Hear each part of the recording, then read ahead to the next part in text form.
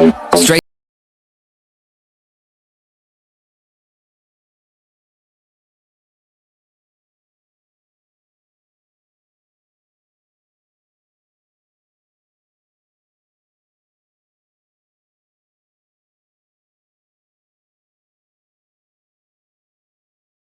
You're riding Shotgun with Matt. We're going to talk about dyno tuning in general today. I've gained a lot of followers in the last couple months.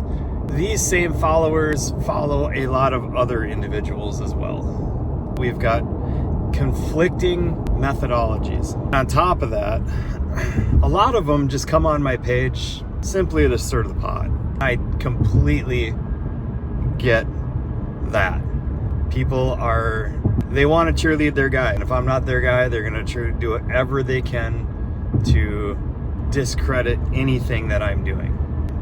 Apparently they've got more time than I do. What's in a dyno tune? I see it over and over again. Sometimes we've got people that come in from all over. We'll do a baseline run just like we always do. What I do every day, you guys see it. The good, the bad, the ugly. I post it multiple times a day. Usually we do 2 tunes a day. With that, I don't see any other dyno tuner in this world that posts as many bikes as I do in a week on the dyno with receipts. I know that's got to piss off some people. How does he stay so busy?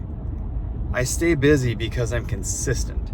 Consistency matters. Consistently delivering a product that the customer gets on and rides and feels a difference, then goes and tells their buddies. Then their buddies get tuned. Then their buddies tell their buddies.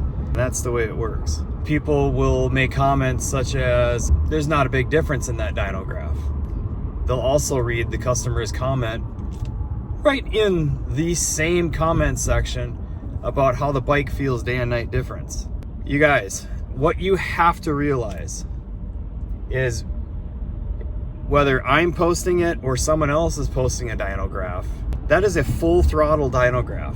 Full throttle dyno tuning is about the easiest fucking thing that you can possibly do to that entire map. Full throttle, full stop, the easiest part of the map to tune. I would go as far as to say that tuning idle is harder than tuning at full throttle. It just is. If you understand motors, full throttle dyno tuning is extremely easy. Now, if you don't understand how engines work, you're gonna suck.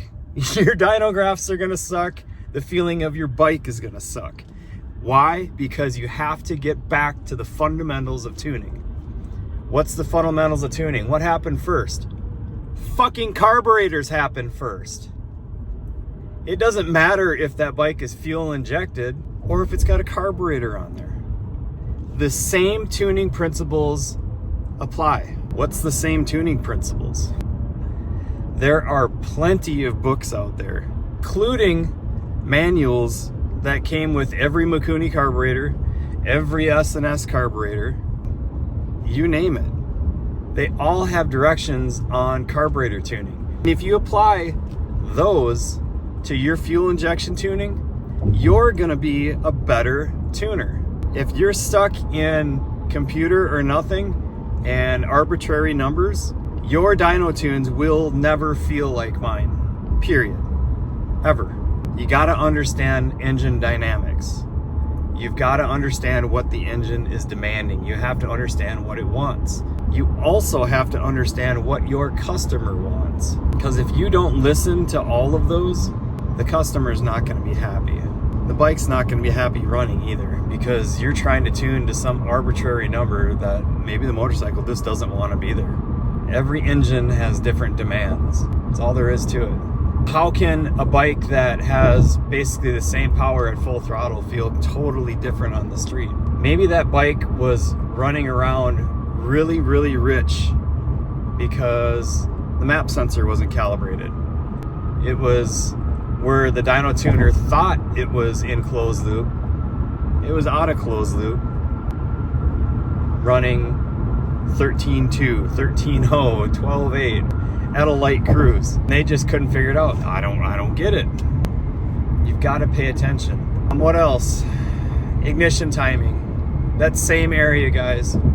If it's running that low a kPa, chances are I've opened up so many maps in the same area. They could have 50 degrees programmed in right there.